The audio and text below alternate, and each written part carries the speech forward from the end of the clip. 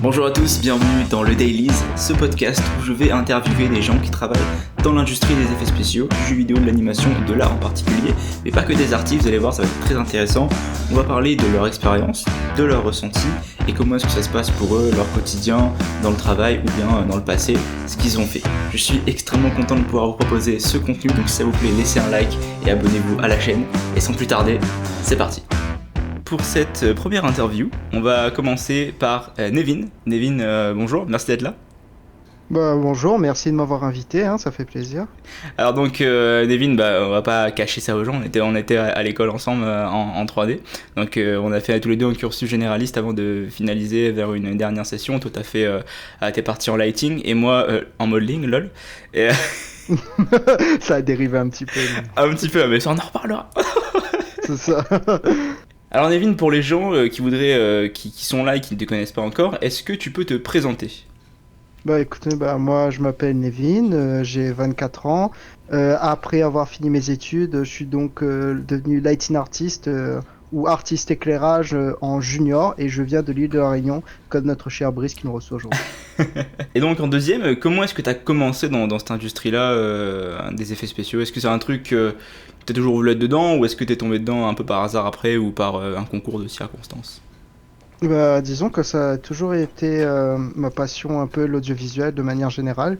Au départ, j'ai commencé à l'âge de 14 ans, je commençais à découvrir un peu ça sur Internet. Dès que j'ai eu mon premier PC personnel, j'ai commencé à faire quelques petites recherches.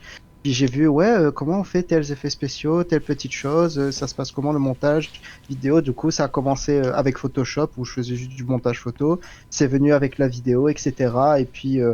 avec la force des choses, je me suis concentré plus sur les effets spéciaux 2D, genre lorsqu'on tournait. Puis les seules connaissances que j'avais pas, c'était la 3D. Et puis c'est la seule expertise où justement j'arrivais pas à me lancer tout seul, si on veut, en autodidacte. Donc c'est justement en me lançant la formation au Cégep de Matane que je me suis mis vraiment dedans et puis que je me retrouve là. Au final, c'est ma spécialité. Ok, c'est cool. Et est-ce que, comme tout bon artiste qui se lance, t'as commencé par les sables laser sur After Effects ? Les sables laser et les Kamehameha. Personnellement, c'était pas les sables laser, moi c'était le Kamehameha. Je pense qu'il y avait deux camps, sables laser ou Kamehameha, ça commençait par. C'est soit l'un soit l'autre. Mais oui, comme beaucoup, je pense que Andrew Kramer de Video Copilot a été une très grande inspiration et une grosse porte. Ouais, c'est ça, une grosse porte d'entrée en fait. Pour les gens qui sont de notre âge un peu, donc là toi t'as 24, moi j'ai 23, donc dans ces eaux-là, tu sais, jusqu'à 30, vous connaissez peut-être sûrement, si vous êtes intéressé dans le domaine, Corridor Digital, Rocket Jump, Andrew Kramer, il y a qui d'autre qui comme référence qu'on a eu à l'époque, Finisher, Freddy Wong, Rocket Jump, tout le crew. Ouais, c'est Rocket Jump, ouais, c'est... Il y avait du monde qu'on suivait à l'époque, on le suivait à l'époque où les gars tournaient encore avec en vidéo SD.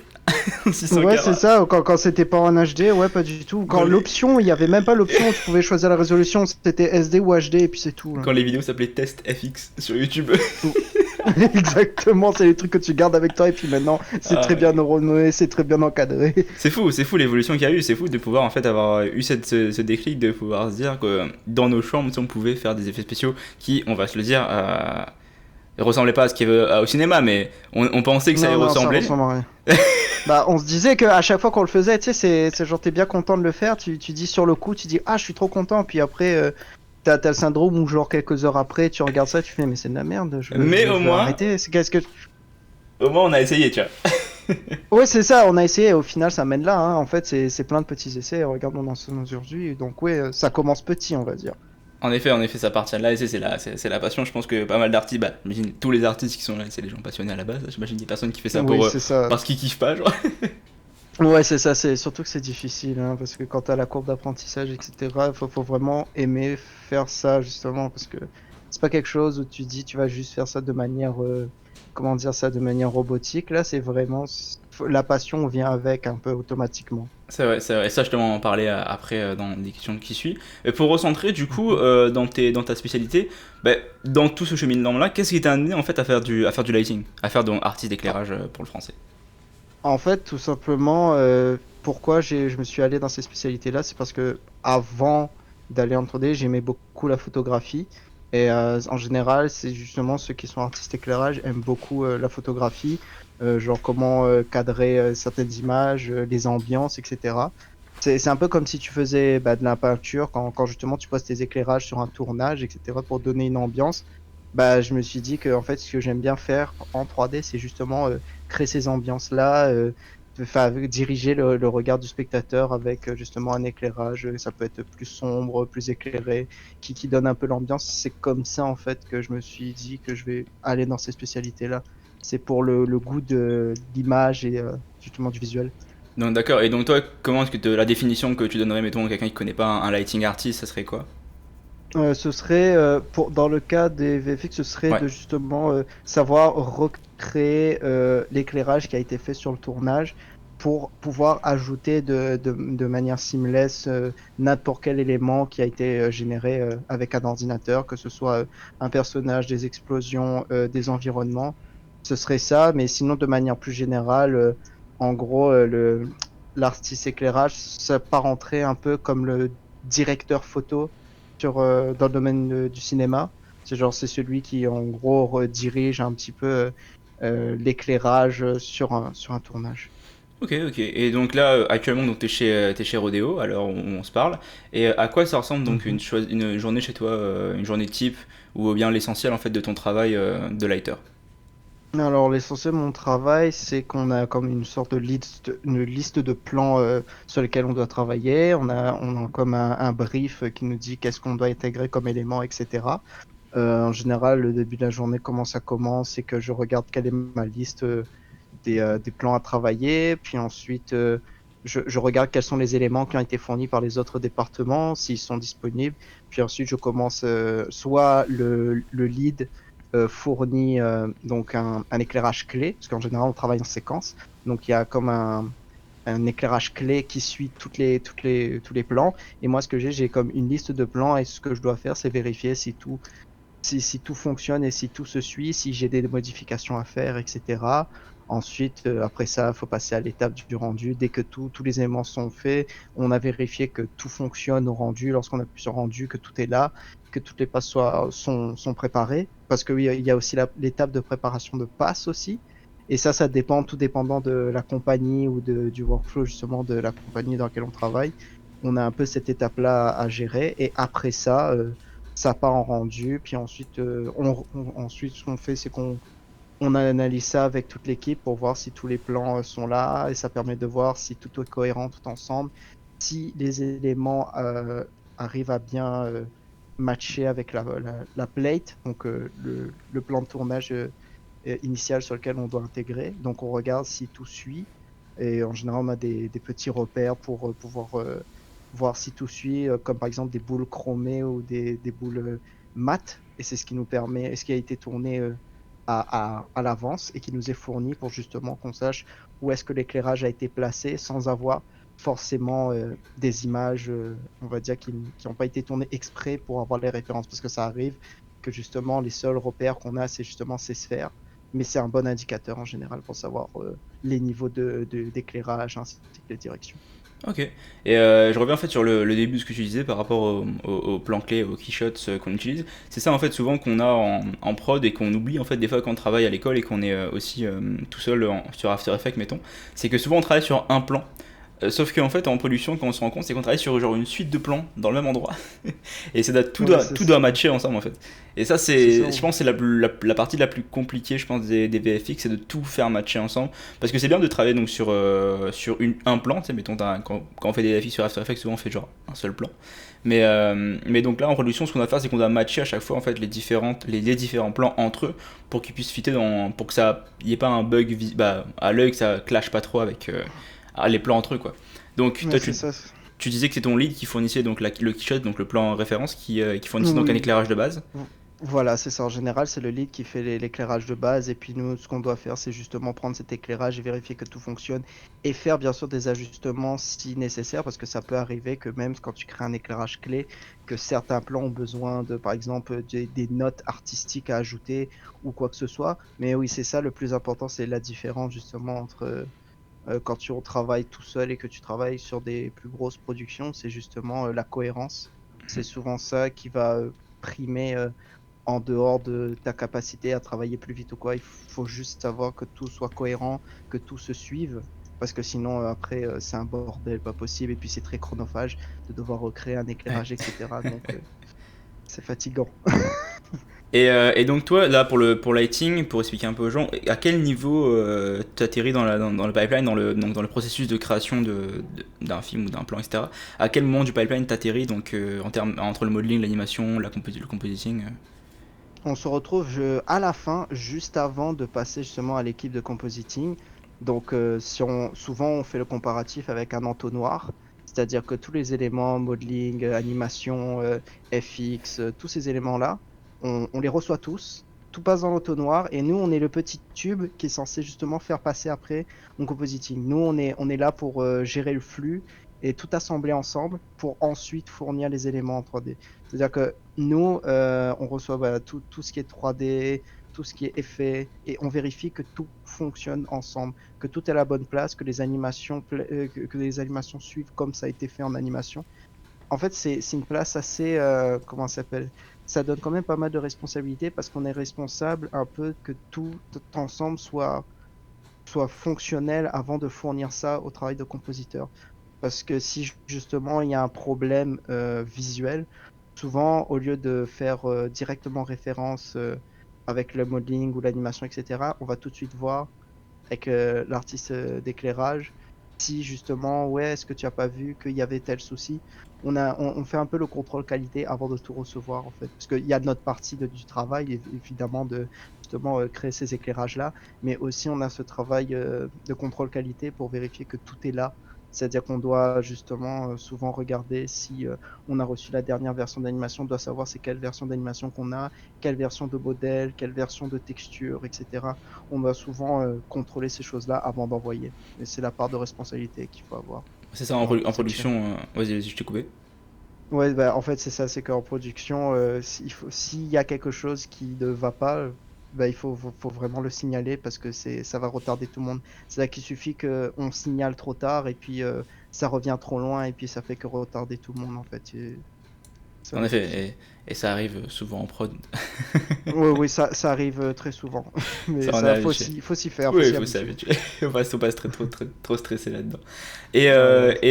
Et donc, toi, tu reçois donc là tous les éléments qui viennent du module. Donc, tu peux en fait flaguer, rapporter en fait aux différentes équipes qui sont avant toi et en fait demander des changements si c'est pas bon parce qu'en fait toi t'es vraiment la passe qui va avant de rendre tout en fait avant qu'on voit le résultat final. Tu pourras en fait donner des indications s'il manque des choses et faire retourner ça à l'animation et au modeling et à la texture, etc.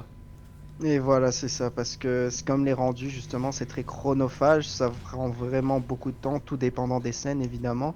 Mais si on parle d'une grosse production, bah, si je prends l'exemple de là où je travaille, en général, on est sur des scènes qui prennent énormément de temps à rendre. Heureusement, bien sûr, on a des fermes de rendu, etc. Mais ça n'excuse pas le fait qu'il faut checker ça, parce que le temps, c'est, je pense, la ressource la plus importante à gérer. Et si on ne flague pas au mauvais moment, c'est du temps qu'on perd et qu'on aurait pu gagner très facilement juste en faisant, justement signalant qu'il y a un souci, etc.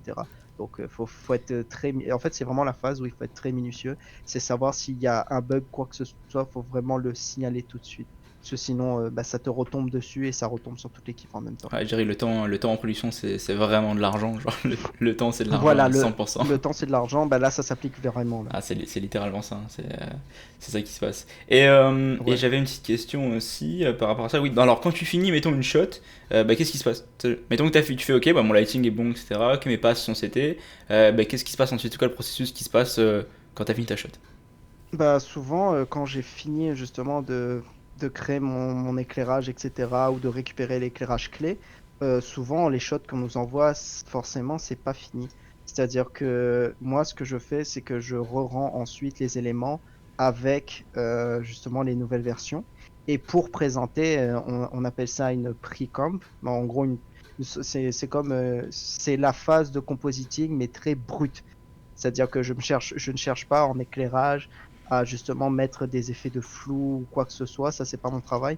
Mais là, mon étape d'après, c'est de justement de faire des mises à niveau à chaque fois de faire des mises à jour avec les nouveaux éléments. C'est-à-dire que je dois suivre avec la prod qui me dit, OK, il y a une nouvelle animation, il faut relancer. Et tout ce que j'ai à faire, c'est relancer et vérifier que tout marche. Et ça peut arriver pour certains cas, par exemple, que le compositing a besoin d'une passe technique en plus. Moi, ce que je dois faire, c'est créer cette passe pour être sûr que ce soit disponible, etc. C'est juste de la mise à jour. Dès que la shot principale est finie, c'est de faire de la mise à jour. Souvent, on rend pas forcément avec la qualité maximum pour pas prendre plus de temps. Donc, au fur et à mesure, on incrémente la qualité au fur et à mesure pour jusqu'à la livraison de la shot. Puis oui, si je fais un signal aux gens, parce que moi, du coup, je suis compositeur, et en industrie, en gros, il n'y a pas vraiment de... Faut pas qu'on soit, comment dire, il n'y a pas de rivalité entre les départements, faut pas en avoir, en fait, ce qui fait qu'on a des très bonnes relations, en fait, entre compositeur et lighter, où le compositeur demande à son lighting artist s'il peut, pour la shot, sortir une telle passe, etc. Faut vraiment pas hésiter, en fait, à demander, en fait, les gens travaillent pour ça, j'imagine, c'est quand même leur travail Oui, oui, de faire oui, ça. c'est Donc ça. c'est juste que des fois, tu sais, parce que par rapport à l'école ou quelque chose comme ça, des fois il y a des rivalités. Juste par rapport à la prod, en fait, on n'hésite pas à aller demander au lighting artist de sortir une telle passe. Si on en a besoin, ça prend moins de temps que de tergiverser 10 ans sur un problème. Et, euh, C'est et, ça. et en fait, quand tu finis une shot, donc ça passe, tu l'exportes et ça va. Donc t'as un contrôle après ça, c'est ça? Oui, c'est ça. C'est que dès que les rendus sont finis, bien sûr, je vérifie les passes si tout est bon. Et ensuite, j'assemble ça pour la présentation à l'équipe lorsqu'on a nos délices, justement. Quand on a nos présentations qui sont, en général, enfin, c'est pas des hebdomadaires, c'est tous les jours, c'est journalier. On a des présentations journalières, donc tous les jours, on présente justement sur ce en quoi on a avancé.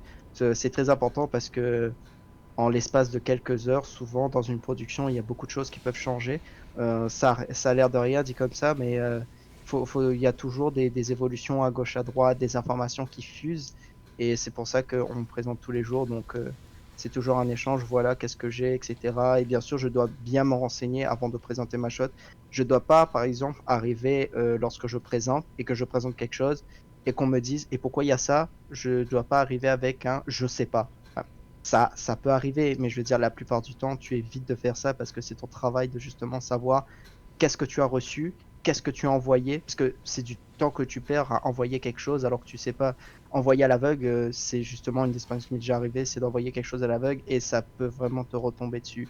Donc, faut vraiment pas partir inconnu, enfin, à l'inconnu comme ça, à l'aveugle, envoyer quelque chose et dire je sais pas, parce que du coup, tu as tout le monde qui commence à chercher dans tous les sens et tu fais perdre du temps aux autres alors que toi-même, le peu de temps que tu aurais pris, un petit 5 minutes juste pour voir qu'est-ce que tu as envoyé et quelles sont les versions, ben, ça fait pas perdre du temps aux gens. Et Ouais, puis tout le monde apprécie. l'important c'est d'être quand même rigoureux dans ce qu'on fait, dans ce qu'on envoie en fait, parce qu'il y a un suivi qui est fait. Et si toi on a validé ce que t'as fait, bah, tu sais que c'est pas bon, on sait où est le problème, on peut directement dispatcher, savoir qu'est-ce qu'il faut changer Oui, vite. c'est ça, faut pas le voir mal, quoi. Parce qu'au début, c'est ça, bah, si je diverge un petit peu, bah, justement, la peur qu'on a souvent quand tu commences, quand tu es junior, c'est que tu as cette responsabilité et tu as peur de mal faire. Mm. Et souvent, soit tu as ta deux phases, soit tu commences à paniquer, tu envoies rien, soit tu envoies, mais tu communiques rien. Genre, tu Ouais. dis rien.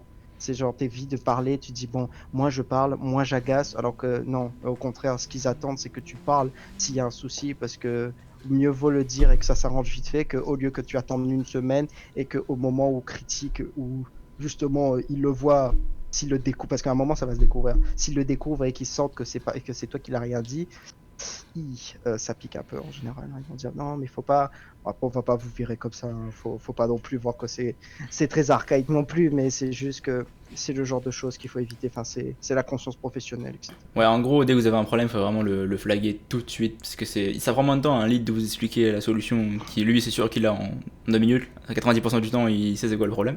Mais Oui, c'est ça. ça prend moins de temps pour lui de vous expliquer ça que vous passez 5 heures de la journée à essayer de trouver la solution. Oui, ben c'est ça, et puis il est là pour ça. Enfin, ouais, après, il y a une petite règle que justement, c'était mon superviseur qui m'avait donné comme ça. Il m'a dit, prends un 15 minutes. Un 15 minutes d'essayer de trouver toi-même. Si vraiment au bout de ce temps-là, tu n'arrives pas à trouver, tu envoies un message à ton lead directement qui est là justement pour t'aider. Tu dis, et voilà, j'ai ça, j'ai essayé de faire ça, ça, ça. Et puis il va te donner des indications et puis tu vas justement suivre. Et puis c'est comme ça que justement tu gagnes de l'expérience et que tu apprends à de plus en plus être autonome. On te demande pas, par exemple, quand tu es junior, d'être autonome directement. C'est impossible. Surtout quand tu as des seniors C'est sûr. t'as que des seniors autour de toi à un moment donné. ils ont vu la roue passer, ils étaient juniors avant toi aussi. Donc, Et c'est ça, il faut dire aux gens, quand on vous engage en tant que junior, on sait que vous êtes junior. Genre, les gens, si vous êtes là, c'est qu'il y a une raison, c'est que vous avez un potentiel, donc ils savent que peut-être vous pouvez faire le travail potentiellement, mais juste, ils savent que vous êtes junior, on va pas vous donner les shots tout de suite en mode gros travail de Oui, base. c'est ça, on va jamais vous donner quelque chose de très compliqué non plus, hein. Après, comme partout, hein, il y a ce genre de choses qui peuvent arriver, mais en général, c'est rectifié assez vite quand on vous donne une shot qui est justement pas de votre niveau. Pas que c'est mal, hein, mais qui justement qui demande à quelqu'un qui a besoin qui a déjà de l'expérience, qui a déjà du bagage.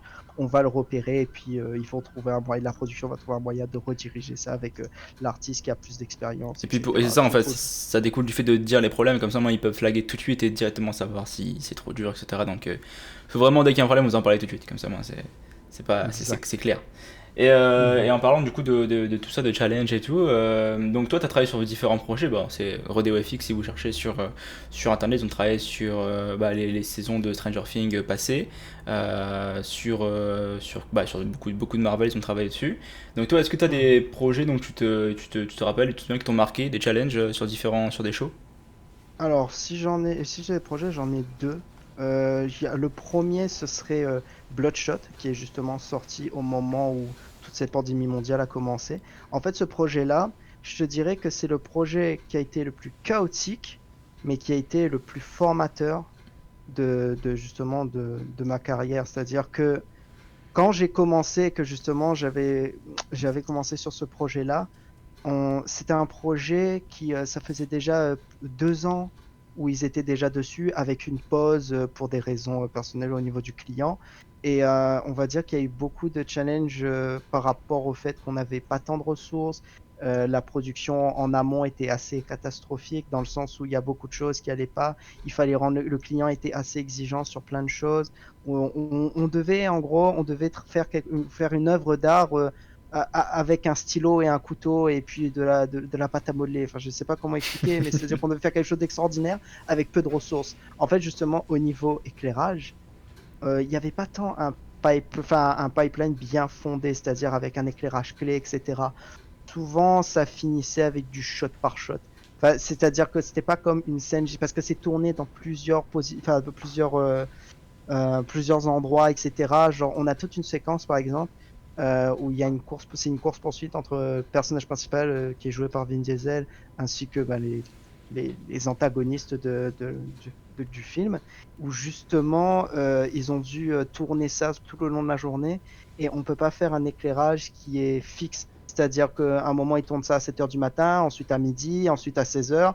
Donc forcément, tu te dis, bon, ok, donc tu fais quelque chose d'assez éclairé et fort comme si c'était début de journée, sauf qu'une shot après, la couleur elle passe au gris, la couleur elle passe au vert, elle passe au jaune, parce que forcément c'est plus tard. C'est des choses comme ça. Et puis forcément, comme justement tout était pas traité, c'est là où j'ai beaucoup appris à faire moi-même mes passes de rendu, à faire moi-même justement mes séparations, à apprendre à justement séparer tes éléments pour justement donner le plus de contrôle au compositeur. Et c'est là où j'ai fait le plus de shots, et c'est surtout en fait apprendre tout ça dans un temps très court. Et je pense que ça a été le plus gros challenge. Et le deuxième, c'est Ça a été quoi justement, j'ai aidé. ça a été quoi du coup le temps de production pour le shot? Quand j'étais arrivé, disons que si on compte le total, ça a duré 2 ans, avec une pause de quelques mois. Et moi, j'ai travaillé dessus pendant 5 mois. Ouf, Et c'est j'ai court ça. connu ce que c'était. Ouais, c'est court pour justement rendre le film. Et surtout qu'on Combien a de shots t'as rendu. fait? Sur combien de shots j'ai travaillé? Je pense une bonne cinquantaine. Ah, Je me rappelle, je sais j'avais des semaines où j'avais 25 shots à rendre, et je peux pas. t'assurer que j'appréciais pas. Quand il fallait justement rendre pour la bande-annonce, parce que ça, c'est souvent ce qui arrive, c'est que quand il y a on va dire qu'il y a des milestones précis, genre par exemple, qu'il y avait des livrables très intenses à rendre, donc la bande-annonce en général, c'est là où ça bombarde, parce que c'est toujours les shots les plus impressionnantes qu'il faut montrer. Et le problème, c'est que souvent, on arrive à un moment où il faut vraiment donner de soi-même pour être sûr de tout rendre. Et ouais, j'avais des semaines de 25 shots à rendre. Je peux t'assurer qu'à ces moments-là, je me dis, vous êtes sûr que je suis junior? Parce que là, je peux bien, là. Mais après, il y a beaucoup de problèmes techniques aussi, etc. Et forcément, les trucs en interne. Il y a un peu d'humain aussi, parce que des fois, tu tombes pas forcément avec un lead que tu apprécies, etc. Ça, c'est des trucs qu'il faut apprendre. C'est faire, faut pas oublier que tu es là pour travailler et que bon, ça peut être dur, mais faut juste te faire et puis ça devrait aller. Ouais, souvent quand on a les périodes de crunch comme ça, qu'on appelle des crush ou de crunch, Mhm. c'est des trucs où il y a il y a beaucoup d'humanité, de tension et de stress, mais c'est pas la faute d'une personne, c'est tout le studio qui est focus C'est sur tout, un truc là, c'est ça, c'est rendre tout le un projet. ensemble en fait, hein. Souvent, c'est souvent que quand on te donne une date client et qu'il faut la respecter, souvent on dit qu'un film c'est jamais fini, c'est juste que c'est livré. Parce que si ça tenait qu'aux artistes de justement d'envoyer quelque chose, ils vous l'enverront jamais. C'est vrai qu'on a, ça on en parlera, le perfectionnisme.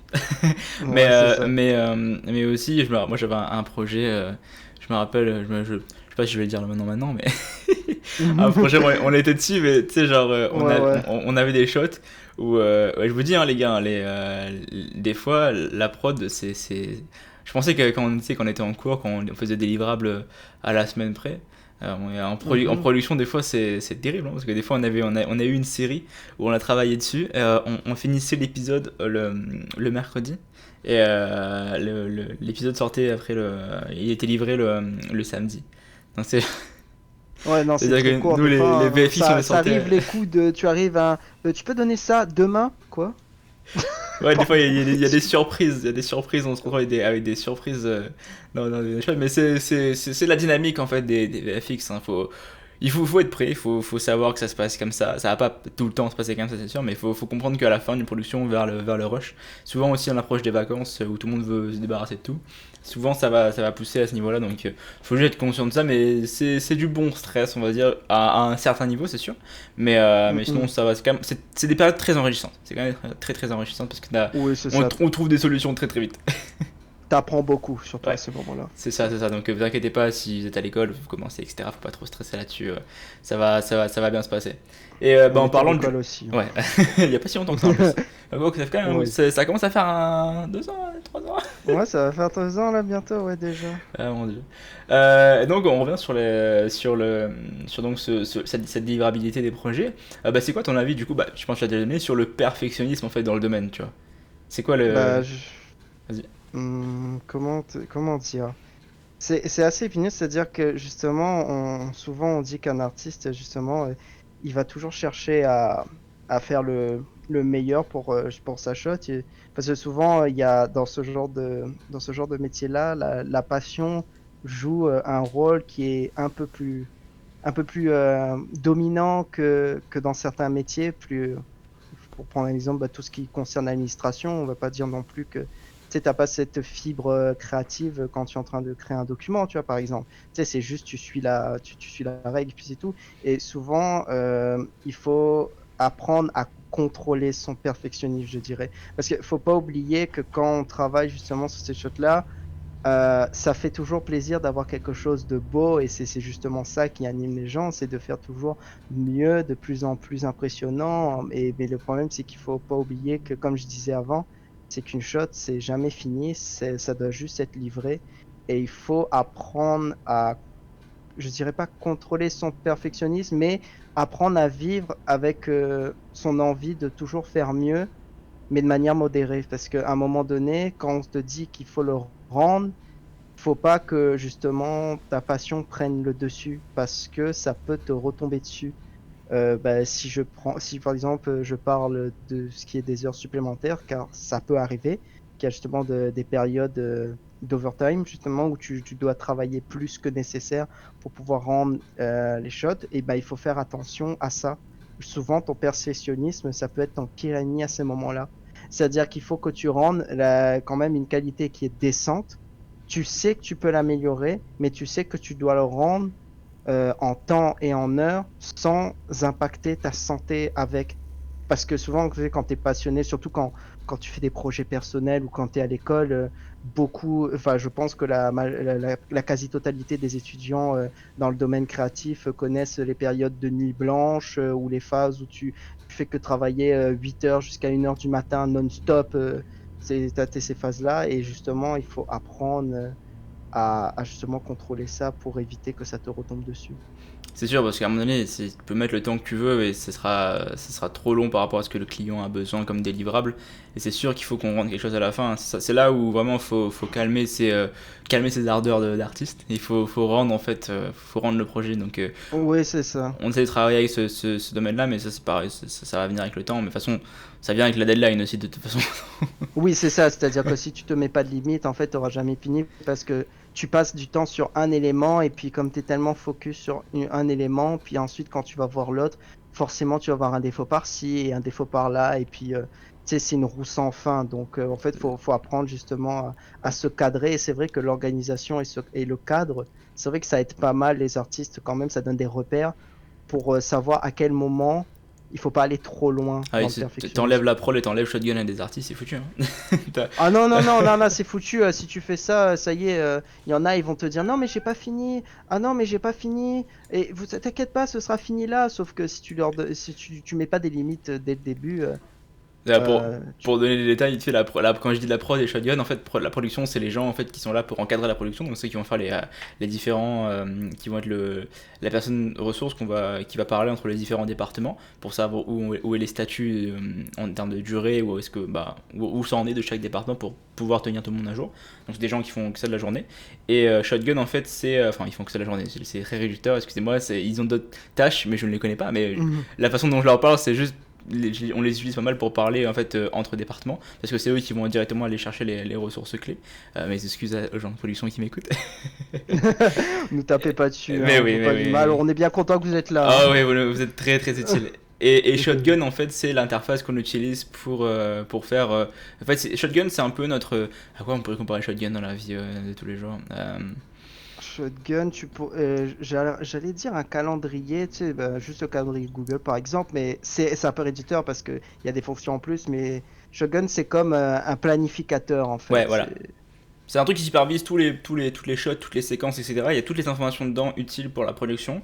Et en fait, c'est là où tout est supervisé. Donc, c'est là où vous allez savoir quand tel shot doit sortir, qu'est-ce qui est prioritaire, combien de temps vous avez d'alloué sur chaque plan, combien de temps vous avez passé dessus, qui fait quoi. Donc, on peut directement contacter les artistes, etc. Donc, c'est vraiment un outil extrêmement puissant.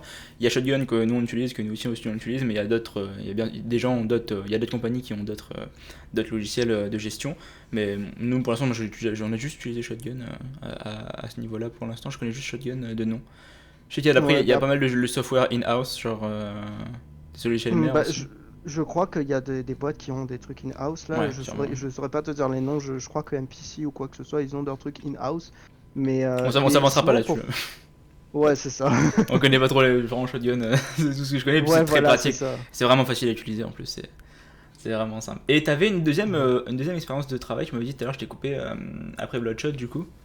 Ah oui, alors pour cette deuxième expérience de travail, bah, justement, je suis sorti de ma zone de confort, j'ai aidé un autre département. Oh, C'est-à-dire que j'ai eu la chance de pouvoir, parce que ça arrive pas souvent, j'ai eu la chance de pouvoir aider un autre département parce que j'avais une vague connaissance d'Houdini. Et disons que c'est là où j'ai quand même appris comment ça se passe en CFX. Donc en gros, ça concerne tout ce qui est simulation, tout ce qui est la partie de simulation pour les personnages. Et les personnages, ça peut englober les êtres humains et les créatures. Donc ça peut être simulation de vêtements, muscles, os, etc. C'est en gros tout ce qui ne peut pas se faire à l'animation classique. on va mettre une Euh, précision, CFX Groom, c'est Groom FX et CFX Artist, c'est deux artistes différents. Juste pour préciser, vas-y. Oui, c'est ça. Donc, ceux qui sont par exemple en groupe, c'est ceux qui se chargent de poser par exemple tout ce qui est poils, plumes, etc. Et le CFX, c'est ceux qui se chargent de donner vie à ça et de tout faire animer avec la simulation. Et du coup, justement, dans ce département-là, du coup, j'ai rencontré une autre équipe, etc.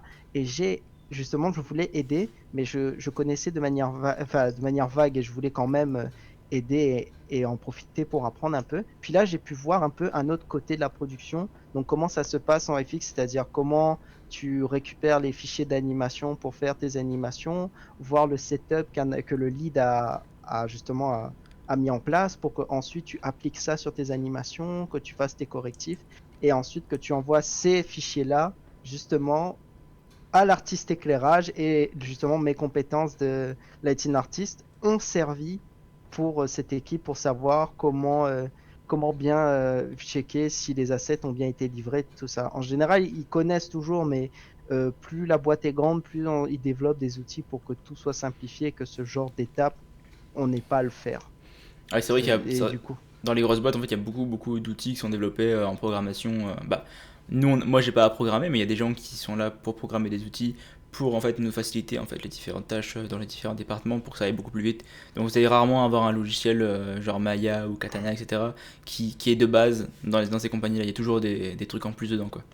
oui, c'est ça, c'est toujours rajouté. Et je pense que ouais, la quasi-totalité des compagnies ont toujours des outils comme ça parce que il y a forcément des trucs qui prennent trop de temps et du coup, dès que c'est automatisé, ça permet de Ouais, justement. juste le classique, les modules d'exportation, c'est juste l'exportation vers Shotgun en fait. Oui, voilà, La base. l'exportation vers Shotgun ou justement l'échange entre les différents logiciels parce que ces Ça c'est fou, compagnies-là, il n'y a c'est pas fou. un seul logiciel, c'est ça, c'est qu'il y a plusieurs logiciels, il faut tous les faire marcher ensemble. Ah, les logiciels parlent entre eux, c'est incroyable. Ça, ils sont forts pour ça, pour la production Ouais, ouais, là. c'est dingue, hein. C'est bien qu'ils savent coder, très bien. Moi, ça me Moi va, j'adore c'est parfait. les TD, je les kiffe. Ah oui, oui, moi aussi pareil, hein, franchement, Et, la euh, folie. et donc tu disais au fait, donc tu dis que c'était rare de pouvoir en fait aller explorer d'autres départements. Et en fait c'est ça la réalité, c'est que souvent à moins d'être généraliste, quand vous allez entrer en compagnie, donc en jeu ou en VFX ou en animation n'importe quoi, vous allez entrer en fait dans votre spécialité. Donc moi mettons je suis en compositing, toi t'es en lighting. Mais en fait, on va pas aller dans notre département. C'est vraiment genre des métiers différents. Quand on dit département, c'est pas physiquement, mais on va pas aller faire le travail de quelqu'un d'autre parce qu'on n'est pas embauché pour ça en fait. C'est pas, on va vraiment rester dans le lighting ou dans le compositing. Donc c'est vraiment une chance de pouvoir en fait aller explorer dans d'autres trucs. C'est ça. C'est ça, je veux dire aux gens. Donc en général, quand c'est généraliste, c'est là en fait où les gens vont pouvoir faire différentes tâches. Souvent, les généralistes, modeling, texture, etc. Mais dans les grosses productions, dans Ouais, les ils grosses font tout. boîtes, il y a vraiment modeling qui est indépendant de texture, qui est indépendant de lighting, qui est indépendant de animation, qui est indépendant de rig. Donc ça, il y a beaucoup de petites compagnies qui font animation rig, même personne. Mais il y a des plus grosses compagnies où c'est Mhm. vraiment rig, animation de personnes différentes. Donc c'est vraiment, ça dépend de la C'est tête ça. de la boîte. Donc C'est ça. Plus c'est grand, plus ça se spécialise et ça se sépare en départements, exactement. Et toi, du coup, aussi, une petite question comme ça, t'as jamais été non plus trop dégoûté d'être spoilé par les shots que tu travaillais dessus, du coup? Franchement, pour être honnête, sur tous les projets où j'ai bossé, t'as tellement pas de contexte C'est vrai. de justement. En fait, c'est-à-dire que quand je reçois la shot, euh, moi personnellement, je cherche pas à savoir, même si c'est un projet que j'apprécie, parce que le premier projet sur lequel j'ai bossé quand j'étais en stage, c'était Détective Pikachu. Mais pour être honnête, quand j'ai reçu les shots et que je bossais dessus, je sais pas du tout dans le film où ça se retrouve. Ah, C'est-à-dire que ça c'est fou travaille ça. pas de manière ça travaille de manière chronologique. C'est-à-dire un coup, tu peux avoir la fin, ensuite le début, ensuite le milieu. Mais genre, t'as juste, justement, quand on a le brief, on a juste l'action du plan. On n'a C'est pas le vrai. film, on n'a pas le synopsis. Donc en soi, non, j'ai pas eu cette sensation de dégoût parce que quand j'ai fini et que qu'on envoie tout, même quand on regarde le trailer avec ce qu'on a livré, bah on découvre l'histoire en même temps, on est content.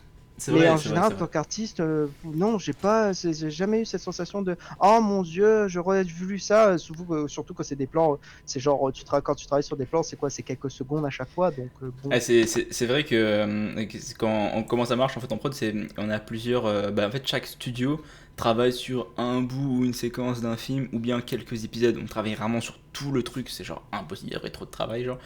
Ah, Oui, bah c'est ça. même, je pense, ILM fait pas tout d'un coup, hein. Ils ont d'autres studios, je pense, qui travaillent avec eux pour Star Wars et tout. Je pense pas qu'ils font tout in-house même. Mais c'est sûr que Non, quand non, c'est des gros projets, il y a au moins. Sur des films genre Avenger, il y a combien de mecs dessus, combien de studios tu penses sur un Avenger? Genre 5 une 5 vingtaine. Ah ouais, pardon. Pour ce genre de production, on est sur une vingtaine parce qu'il y a et, tellement de plans. et je veux dire, il y a des studios, ils sont là juste pour le rig. Il y a des studios qui sont là juste des fois pour le modeling. Genre c'est tellement des gros projets qu'il y a des studios qui sont des studios qui font juste une partie d'un département. C'est incroyable à quel point ça peut Ouais, aller c'est loin dans ça. un truc. Mais ça fait du Ouais, travail, c'est ouais, cool. ça fait du travail, mais ouais, ça peut aller très très loin, Mm. non, c'est clair. Et puis effectivement, donc ça que je disais, c'est qu'on travaille sur des bouts en fait. Et comme moi je suis rentré dans une compagnie aussi, je suis arrivé la première semaine, on m'a donné des plans de fin du truc, tu vois. Genre, parce que genre, moi Oui, c'est je savais ça. pas que c'était à la fin. Et puis bah, tu sais, quand j'ai vu le film, je suis ah, effectivement, ok, ouais, cool. Ah, du coup, c'est à la fin. Du coup, au final, non, Ah, puis je t'ai fait une cette idée sur peur le film, mais d'avoir. rien à voir. Ah, ok.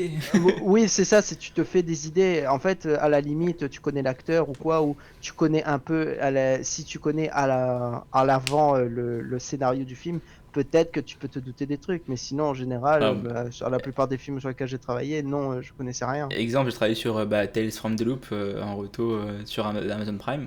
Et déjà, le film, la série, il faut la comprendre, tu vois. Alors, tu sais, c'est quand même un peu perché, il faut comprendre un peu le scénario et tout. Et déjà, juste travailler dessus, tu comprends pas ce qui se passe. Genre, oui, c'est ça. Il y a des fois des briefs, mais genre personne lit forcément. Quand t'es en compositing, en lighting, je pense pas que tu vas lire le brief de l'histoire en entier. C'est ça, tu vas pas dire à ta prod, attendez, je dois lire l'histoire pour bien comprendre le. Non, t'as pas le temps avec ça, tu regardes ton truc, tu fais justement ce qu'on te demande, c'est-à-dire faire l'éclairage ou faire le compositing, non, vous faire inquiétez ce pas, que tu as à faire dans ta tâche. Vous inquiétez pas, la magie du cinéma reste quand même, mais tu devais travailler dedans. Oui, elle reste toujours là, hein, clairement. Et donc là, tu sais, avec la situation actuelle, je sais pas si t'as vu, il y a une maladie, le Covid-19 dans le monde actuellement. Ah non, je suis pas au actuellement. courant. Ah d'accord, c'est pour ça que personne sort. Ok, c'est pour ça que je suis chez moi. C'est ça. Ah ouais. En parlant de chez toi, c'est quoi l'expérience que t'as avec le télétravail du coup là actuellement? Comment est-ce que ça se passe? Qu'est-ce qui différencie en fait le télétravail par rapport au studio, mettons? Bah, en fait, ce qui différencie, c'est que tout est comme déporté. Justement, au moment où c'est arrivé, ce qu'il fallait faire, c'est faire en sorte qu'on puisse travailler de la maison, mais sans pour autant, par exemple, donner la machine qui est au studio, parce que c'était pas possible. L'infrastructure est tellement énorme et tout est connecté que c'est pas possible. Du coup, comment ça marche? C'est-à-dire que ce qu'il faut à la maison, c'est donc un PC client qui se connecte à un serveur, et ce serveur, en gros, te permet de te connecter directement via ta machine, si tu contrôles ta machine à distance. Donc c'est un peu un VPN, quoi. C'est ça, tu utilises un VPN pour avoir accès au réseau de manière sécurisée. Et je dirais que la transition à mon travail, en fait, c'était essayer de se préparer. Mais au moment où justement au Québec, il y a eu une hausse brutale de cas au niveau du Covid, ce qui s'est passé, c'est que bon, ils ont fait bon, ça suffit, ils commençaient à faire des tests petit à petit, puis ils ont vu que ça dégénérait, ils ont envoyé tout le monde à distance, et alors ça s'est très bien passé. Après, il faut le dire que normalement, tu n'es pas dépendant. L'avantage justement de ces méthodes-là, c'est que tu n'es pas dépendant de la machine que tu as à la maison. Tu es dépendant de ta connexion Internet. C'est ça. Faut vraiment avoir une bonne connexion Internet pour justement recevoir le flux vidéo de ta machine et contrôler sans avoir de latence. Ouais, je pense que en live, je sais pas pour vous, mais en comp, comme on est en comp, du coup, c'est le dernier bastion avant la livraison. On doit avoir la connexion parce que si on voit on est sur New, que c'est à faire du 4K, s'il y a des pixels à l'écran, c'est mort. Non, ça c'est pas possible. En général, on fait en sorte que justement quand tu reçois le flux, que tu le vois très bien. Après, c'est vrai que moi j'avais aussi beaucoup la question par rapport à l'écran calibré, etc. C'est vrai que ça peut se poser. Oui, que tu aies une variante, justement une variante des couleurs.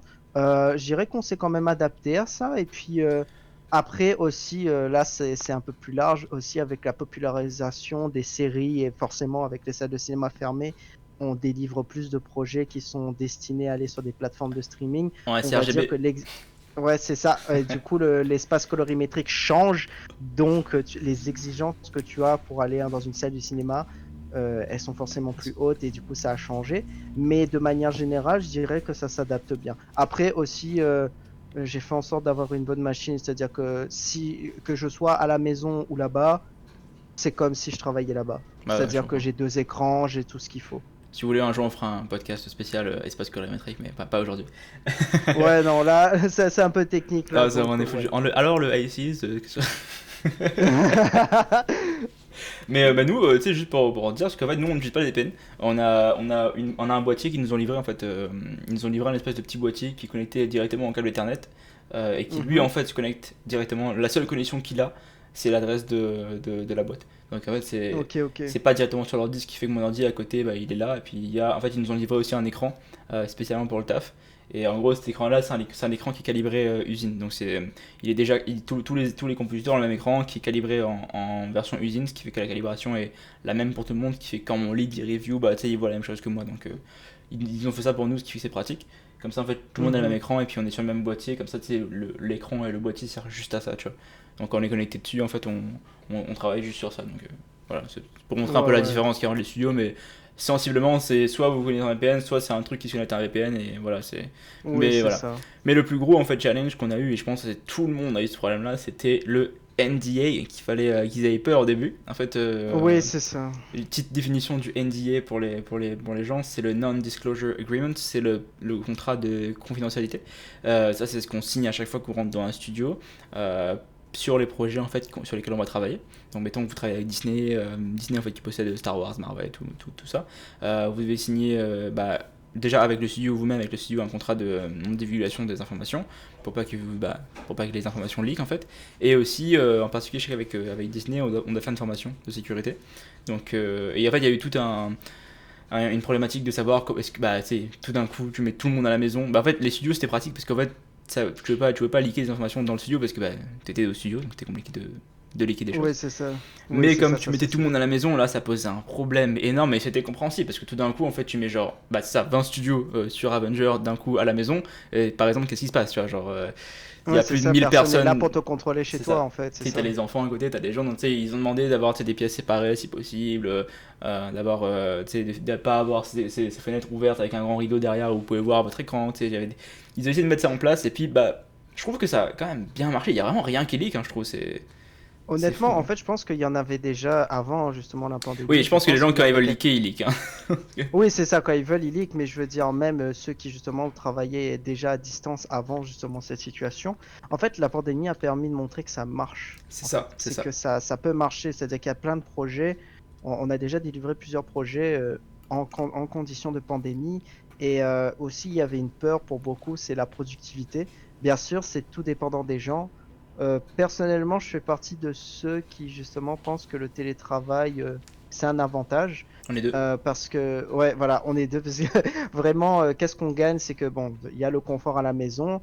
C'est pas forcément pour. Par contre, on le sait, on est conscient, c'est pas forcément pour tout le monde. Il y en a qui aiment bien devoir aller dans un studio, etc., avoir son cadre, avoir tout à la même place. Mais après, ça peut relever que justement, tu n'as plus à payer les transports parce que tu es chez toi, tu gagnes des heures de sommeil, tu gagnes du temps parce que le temps que tu rentres chez toi, ce temps-là, tu es déjà chez toi. Donc, c'est du temps de pas perdu, tu vois. C'est ça. Et je trouve que justement, j'aimerais quand même que les studios ou de manière générale, ainsi que les clients, se rendent compte de l'avantage que ça a et que ce qui donne les chances Et en fait, surtout, justement de se rendre compte ils y perdent rien, ils ont tout à gagner parce que tu sais, genre, un studio, mettons un nouveau studio qui se lance, il a pas à payer une infrastructure de 2 et 3 bâtiments pour ses artistes parce que il a juste à acheter un local, quelque chose comme ça pour mettre ses serveurs et ses render farms et son administration peut-être, mais tu sais, genre, s'il peut mettre ses artistes à distance, il paye moins cher en loyer, tu sais, donc il y a quand même des bénéfices à avoir là-dedans. Et puis ça coûte moins Mhm. cher après au final le client à engager une compagnie, tu sais, il y a tout ça qui rentre en jeu et je pense qu'ils s'en rendent compte quand même un petit peu et ça serait intéressant en fait qu'ils proposent une solution hybride. Donc en fait les gens, en fait qu'ils aient ils aient quand même des ordis pour les gens qui veulent aller au studio, pour les gens qui ont besoin d'aller au Mhm. studio, ce serait intéressant. Mais les gens qui veulent Bah rester oui, chez eux, tu sais qu'ils peuvent le faire, ce serait vraiment cool. Et en fait ouais, c'est ça. comme dans toutes les compagnies, le vendredi soir c'est faire un Friday beer, et c'est un truc comme ça pour les gens qui veulent venir, c'est un vendredi soir faire une soirée dans la salle commune du bureau et pour que les gens partagent une bière entre eux quoi. Ben oui, c'est ça, mais c'est surtout qu'en plus, tu sais, si tu compares bien avec toutes les grandes villes, justement, où ça travaille dans les effets visuels, tu te rends compte qu'ils sont tous pactés dans des grandes villes très chères. Et ça aussi, c'est quelque chose qui est pénalisant. Parce C'est vrai. qu'en plus, nous, on en connaît ça, on vient de l'île de la Réunion. C'est une île paumée à 22 000 km de Montréal. Comment expliquer au petit jeune Kevin, on va dire comme ça, au hasard, au petit gars qui a envie de travailler dans ce domaine-là et tu dis tu ne peux pas parce que en fait tu es sur une île, tu es paumé. Si tu veux, tu peux aller couper des champs de canne hein, si tu as envie, mais non, ta passion pour les. Tu sais, c'est pas vraiment fait pour toi, tu sais. C'est dans un autre pays quand même. Enfin, voilà, ça permet de régler ces problèmes-là aussi. Bien sûr, il y a toujours comment ça s'appelle, la problématique des visas, surtout quand tu vas partir. Mais ça, je pense que ça peut se mettre en place assez facilement. Aussi On l'a avec le vu décalage. juste là, on en parlait ce matin, tu sais, les visas, ils font des trucs là maintenant pour étendre les visas, machin, tu sais, donc. Oui, c'est ça, ils essaient quand même de justement d'adapter à la situation. Et puis même, justement, ça permet pour justement la compagnie. de devoir louer des trucs super chers dans des grandes villes comme ça. Ils peuvent par exemple faire comme des postes satellites entre guillemets, c'est-à-dire qu'ils peuvent aller de plus en plus dans des petites villes et ça permet justement aux gens d'avoir une meilleure qualité de vie quand même parce que vivre dans une grande ville comme ça, Mais ça, paraît, on le voit. Ubi le fait. Ubi a ouvert un studio en fait à Saguenay, bah, tu sais, au Saguenay. Il a ouvert, bah, tu sais, Ubisoft à Québec, Montréal, Saguenay, si je ne me trompe pas, au Québec. Et tu sais, ça permet en fait de désengorger Québec et Montréal, et ça permet de faire un studio un peu plus loin en région pour les gens qui veulent rester en région. Et c'est vraiment intéressant ce qu'ils font là-dessus parce que les gens peuvent rester dans la région et travailler quand même pour Ubisoft. Donc c'est vraiment intéressant à ce niveau-là. Bah c'est ça, c'est de pouvoir amener justement ces grandes boîtes justement dans des endroits un peu plus reculés et puis ça fait que développer de manière générale. Et puis après aussi on a pu voir avec la pandémie que compacter plein de gens tous ensemble, quelle que soit la situation, pandémie ou pas, c'est pas forcément la situation la plus idéale. T'aimes bien quand justement c'est un peu loin, mais après on peut comprendre ceux qui ont besoin de justement de voir des gens. C'est pour ça que en fait la meilleure solution c'est de laisser le choix et quand par exemple il y a des réunions importantes, oui le présentiel forcément c'est toujours un peu plus c'est toujours plus plébiscité même si maintenant aujourd'hui on a la technologie qui nous permet de pouvoir faire tout Oui, ça à après distance. c'est quand même cool d'aller au studio, t'as une fois de temps en temps, ça me dérangerait pas. C'est genre... ça, moi non plus, une fois de temps en temps. Je Mais serais au moins, content, ça je serais te- content. Voilà, oui, personnellement, je suis content. J'attends de voir comment ça évolue parce que personnellement, je sais pas comment ça se passe de ton côté, mais bon, nous, c'est genre, ils espèrent forcément, ouais, ils arrêtent pas de dire, ouais, quand on pourra retourner au bureau, quand on pourra retourner au bureau. Sur le coin, moi j'arrive, je fais ouais, mais avec un petit rire jaune à côté, quoi. C'est genre ouais, mais je suis bien chez moi. Enfin, vous pouvez pas laisser le choix, En fait, s'il vous plaît. Pour l'instant, on attend vraiment qu'il y ait une solution vraiment hybride, que les gens qui nous laissent le choix en fait de pouvoir, ouais, c'est ça. aller Et dans puis, l'un ou l'autre. au vu de la situation dans le monde pour l'instant, c'est clairement pas près d'être fini. Que là Mais on parle, après, on on est essaie. le 8 janvier 2021. Et puis c'est toujours pas passé hein, au bout de. Ça va bientôt faire, je pense, Ah un non, an ouais. que toutes ces démarches, que le Covid est arrivé au Québec et à plein d'autres endroits dans le monde en même temps, en mars à peu près. Donc pour l'instant, je dirais que là le vaccin il est en train de partir et tout ça, mais pour l'instant, avant de voir des effets, pour l'instant, je partirai personnellement sur un automne 2021. Ce sera calme, plus calme, pas fini, mais plus calme en tout cas. Moi je ferai pas de prédiction là-dessus, on a trop de surprises. Ouais, c'est ça, c'est Et on vrai. sait C'est jamais, il y a vrai des que variantes apparemment la qui vont. On va pas parler de Covid parce 2020, que sinon c'est on va ça. jamais s'en sortir dans ce podcast. Voilà, c'est ça. Et Non, moi, je mais voulais juste revenir sur le deuxième tranchant du télétravail qui est vraiment intéressant. Bah, juste avant de parler de ça, il y a, tu sais, par rapport au NDA que je disais, mais en fait, on voit que ça marche parce que, tu sais, genre, Disney, ils ont annoncé leurs 35 projets, tu vois. Et genre, c'est sorti de out of nowhere, tu vois, genre, personne n'était au courant, tu sais, c'était incroyable. Bah, tu sais, ça montre en fait que, bah, il y a rien qu'à leaker, tu vois, genre.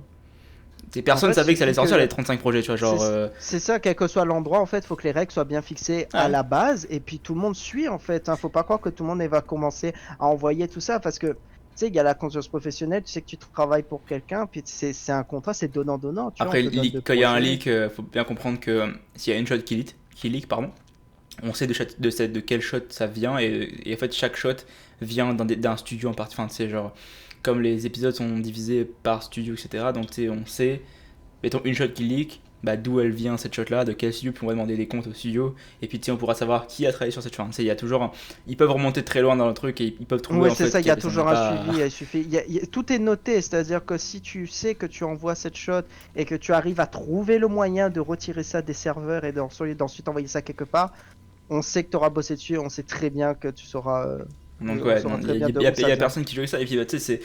Dans le plus grand, dans le pire des cas, bien sûr, hein, si, mettons, un studio, il y a des employés qui leak, bah, tu sais, le client, il refuse de travailler avec le studio, bah, il a plus de clients, tu fais perdre le travail à tes compagnies, à tes potes, bah, ça, c'est pas cool, tu vois, genre, c'est vraiment pas Non, ça. c'est ça, ça se fait vraiment pas, Donc, quoi. franchement, c'est vraiment une conscience professionnelle et une conscience machin, donc c'est vraiment cool que les studios ont fait confiance aux gens, et je pense qu'ils voient que ça fonctionne, mais comme, bah, si on, Disney, juste Disney, avec les 35 projets qu'ils ont lancés, personne n'était au courant en mode what.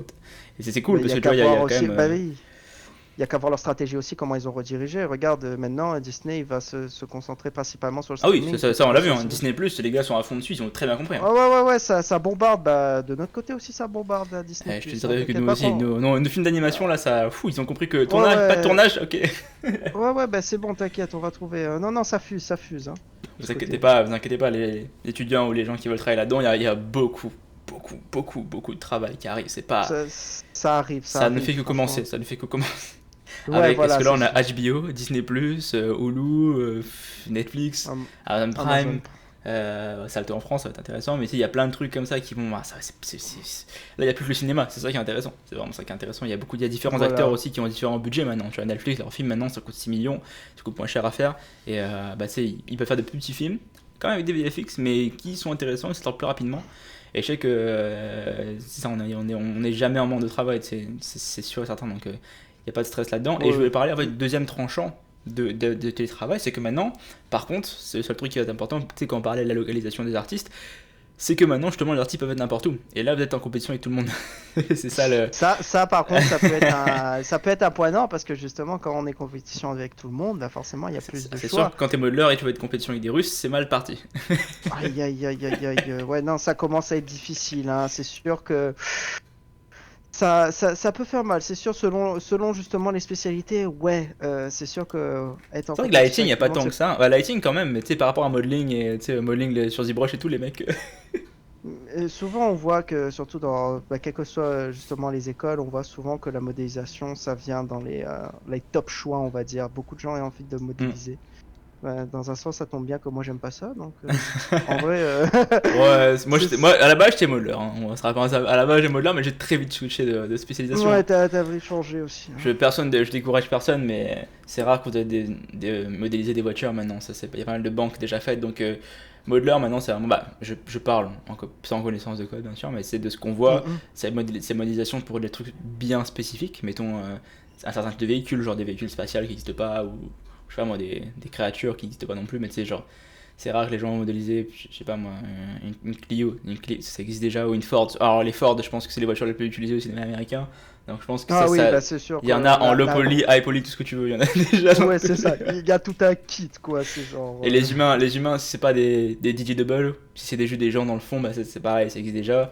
Et donc tu sais, c'est voilà, c'est vraiment juste pour vous dire que là maintenant en fait avec le télétravail il y a de la compétition en fait avec différents pays, et aussi le truc c'est que en fait bah, ces différents pays, si on parlait de la Russie, il y avait aussi la Chine, bah, ces différents pays en fait ils ont pas la même monnaie que nous, qui fait que ces artistes là peuvent être très très compétitifs avec nous en étant du même niveau voire meilleur en fait en termes de salaire. C'est ça. Donc c'est sûr qu'après au niveau des salaires, etc., peut-être que ça peut avoir une influence. Tout dépend après de comment la compagnie enfin, comment elle se comporte. Oui, C'est-à-dire c'est-à-dire que après elle peut être éthique aussi, ouais, c'est c'est ça. ça. Ça peut être éthique, mais bon, on a bien vu que pour certains studios, certains, justement, si on va faire une petite parenthèse, si on parle de CD Projekt, par exemple, qui traite les artistes comme des au lance-pierre et puis regarde comment ça a fini, ça pique, hein. C'est vrai Franchement, que ça pour pique, hein. C'est vrai que pour CD Projekt, on a eu des échos, c'était pas très sympathique. Et les investisseurs, Hmm. ils ont un procès, je crois. Bon, en tout cas. Ouais, ouais, c'est ça. Ça fait mal. Mais en tout cas, ça pour vous dire que le télétravail, moi je vois en fait que des bons côtés. S'ils gardent le fait qu'on peut garder ça en hybride, mettons.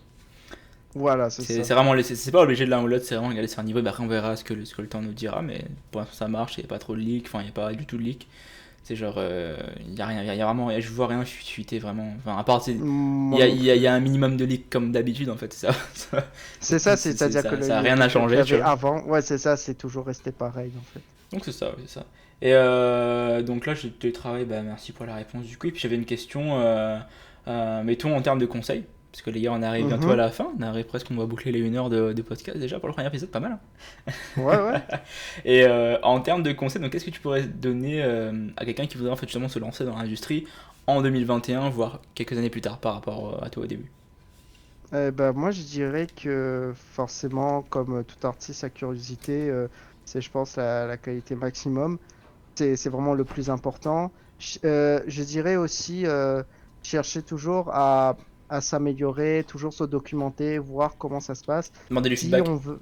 Ouais, c'est ça. Oui, beaucoup. Échanger, ne pas hésiter à justement montrer ce que tu fais, etc. Demander du feedback parce que c'est avec les autres qu'on avance plus vite. Ah, comment on aurait Juste aimé faire. avoir des groupes Facebook à l'époque. Ah oui, ah oui. C'est quand tu arrives, que tu fais quelque chose, tu fais un projet, tu partages, on te donne ton avis, etc. Après, bien sûr, faut sélectionner, mais justement, faut pas hésiter à cacher ses projets. Je dis pas qu'il faut non plus tout envoyer à la chaîne non plus, mais c'est-à-dire qu'il faut pas avoir cette manie d'attendre que le truc soit complètement Ouais. parfait avant d'envoyer. Parce que justement, si Non, on envoie au fur et à mesure, tu as une meilleure courbe de progression que quelqu'un qui attend au dernier moment et qui envoie son truc et puis au final, imaginons que c'est pas si bon que et ça. on en revient au perfectionnisme. Hein. Oui, c'est ça. C'est toujours chercher à.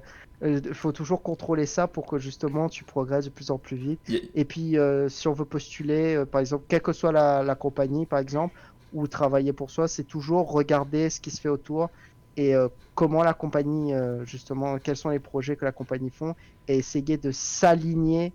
On se doute bien que quand tu es par exemple en solo ou que tu es en école, tu vas pas t'aligner sur un projet triple A ou un film ou quoi que ce soit, mais essayer de toujours s'aligner dans qu'est-ce que fait la compagnie pour que justement ils voient que vous êtes capable de justement délivrer quelque chose dans leurs conditions. C'est ça, mettons que vous voyez une boîte comme Scanline VFX qui fait pas mal de grosses simulations d'eau. Si vous êtes FX artiste, bah essayez de faire un truc, pas comme dans leur shot, mais genre un truc qui ressemble à une simulation d'eau qui peut potentiellement les intéresser. Donc c'est vraiment, en fait, essayer de comprendre vraiment l'industrie, comment elle fonctionne, et en fait voir quel studio fait quel projet, parce qu'on peut pas appliquer avec le même reel dans un studio d'animation et un studio de FX et un studio de jeu. On peut pas faire ça. Non, ça marche pas, non. Faut vraiment essayer d'appliquer pour un studio genre de, mettons, de VFX qui fait, mais je sais pas, spécialisé lighting, spécialisé modélisation, vraiment avoir un démo reel qui est fait pour en fait un certain type de travail que vous voulez postuler avec. Donc le plus vous êtes personnalisé, le mieux c'est. Et puis voilà, bah, tu sais, genre, c'est vraiment se tenir au courant des avancées, et puis bah, LinkedIn, faire des relations LinkedIn, très important. Oui, c'est ça, le relationnel aussi joue une bonne place parce que on n'engage pas juste personne pour ses compétences, on engage parce que c'est une bonne personne qui a un Ah bon oui, ah oui. relationnel, parce que on préfère travailler avec quelqu'un qui est moyen mais qui est agréable à travailler et qui quand même délivre que quelqu'un qui justement est très fort mais qui est vraiment exécrable et que t'as juste envie de le jeter dehors à chaque fois qu'il parle. Tu vois, Je vous dis, moi, en production, j'ai vu un senior rentrer, et je l'ai vu partir une semaine après. J'ai vu, il s'est fait virer genre une semaine après. Et c'était un senior. C'était un senior parce que c'est la ça. raison que la prod nous a donnée, c'est parce qu'il était pas vraiment très sympathique, il était pas là aux dailies, il parlait pas en meeting, il répondait bizarrement. Enfin, tu sais, c'était la qualité de la personne qui l'a fait renvoyer en fait. Donc c'est pas tant les C'est compétences, hein. ça. C'est rarement les compétences. Ouais, c'est ça. Il y a aussi, après, il faut prendre aussi d'autres contraintes, c'est aussi le temps et les moments qui sont opportuns ou non. Des fois, il y a des périodes, tu peux être la meilleure personne du monde avec le meilleur reel du monde. Des fois, il y a des moments où justement, il y a pas de possibilité parce que tout dépend des projets, etc. Vu que là, en ce moment, c'est en train de relancer, faut attendre. Des fois, il y a des moments où tu es plus propice à avoir des offres d'emploi, etc. Il y a aussi ce facteur-là, hein, faut pas trop se mettre la pression sur soi-même. Des fois, c'est l'environnement qui fait que justement, ça peut fluctuer, ça peut changer. Donc, faut toujours justement être à l'affût, Puis, faire une veille constante. c'est ça, et puis rester un peu conscient de ce qui se passe en termes de juniors, donc les rookies, etc. Ça, j'en ai déjà parlé, je pense. Les rookies, Mhm. essayer de rester un peu au niveau des. Voir en fait ce qui se fait en termes de juniors si vous commencez, et essayer de voir un peu où est votre niveau. Faut aussi des fois se mettre la réalité en face. Moi, par exemple, en modeling, je suis pas allé en modeling parce que mon niveau était pas assez important, donc j'ai switché vite. Mais Mhm. il faut s'en rendre compte, et c'est l'ego, faut arrêter avec ça. Oui, c'est ça. L'ego, faut arrêter parce que à un moment donné, ça va juste plomber plus qu'autre chose. Et puis, tu sais qu'on on sait qu'on n'est pas tout seul, justement. On trouvera toujours mieux que soi, en fait. C'est vrai. Mais dans un sens, c'est justement ce qui va te motiver à progresser aussi. C'est que justement, après, quand tu as le bon mindset, tu vas pas te dire, ah, mais il est meilleur que moi, du coup, laisse tomber. Non, tu vas dire, ok, il est meilleur que moi, du coup, tu vois qu'est-ce qui est bien, tu dis, ah, ben c'est super, du coup, tu vas progresser, tu vas essayer de voir qu'est-ce qu'il a fait de bon, qu'est-ce qu'il a fait de pas bon, et puis tu continues comme ça dans ce sens-là, et puis après, tu ne fais que progresser. Puis on se dit Et on a c'est la chance juste de ça. travailler dans des domaines créatifs, c'est vraiment quand même une chance de pouvoir en fait travailler dans ces domaines-là, donc on va pas non plus commencer à être en colère et à avoir l'ego. On a la chance de pouvoir créer des Oui, trucs c'est ça. divertissants, donc c'est cool. C'est ça, créer des choses et ça fait du bien, hein. Pour franchement, je suis très bien dans ce domaine-là et je suis pas prêt de changer, hein, Ah ouais, actuellement. moi aussi. Et bah pour finir en fait, où est-ce qu'on peut te retrouver, où est-ce qu'on peut trouver ton travail pour que les gens puissent aller voir un peu ce que tu fais, tu fais ta petite pub, vas-y, c'est Eh maintenant. ben, écoute, moi, où on peut retrouver, bah, à côté du travail, justement, je fais souvent des petites pièces en 3D, un petit peu. On peut retrouver ça sur Instagram, Nevin CGI. On peut trouver ça sur Instagram. On peut trouver Nevin Rigor sur Behance aussi, sur ArtStation. Puis ouais, c'est pas mal là où je poste la plupart de mes travaux, hein. C'est ces trois Ouais, réseaux je vous mettrai sociaux-là. les liens en description. Pas de souci, ça fait plaisir. Et puis voilà, venez regarder, commenter, puis dites ce que vous en pensez, et puis voilà. Super. Bah merci beaucoup Nevin pour l'interview. Du coup, c'est la première interview du Dailies. J'espère que c'est un format qui va plaire. Ouais, C'est une idée j'espère aussi, que j'avais eue, merci. j'en ai déjà parlé en plus la semaine en 2020, lol, comme s'il y avait longtemps. Mais je pense que ça peut être intéressant d'avoir des interviews comme ça en fait en français. J'essaie de faire un peu comme fait à la McKay, mais version française, que je pense que ça peut être extrêmement intéressant pour les gens. Si on aurait aimé avoir des podcasts comme ça en français quand on était à Paris. Ouais, quand on était étudiant, parce que bon, bah, ça nous a permis d'être bilingue, mais bon, de comprendre mieux l'anglais. Bah les Mais bon, subtilités après, quoi, les subtilités. c'est ça, c'est toujours appréciable d'avoir ce contenu francophone. Donc merci d'avoir apporté ce concept-là, et puis bah merci de m'avoir invité, hein, Bah, tout parfait. simplement. On en reparlera quand on fera notre vidéo des Color Space. Ça marche. Merci Nevin beaucoup. On se retrouve. Salut. Salut.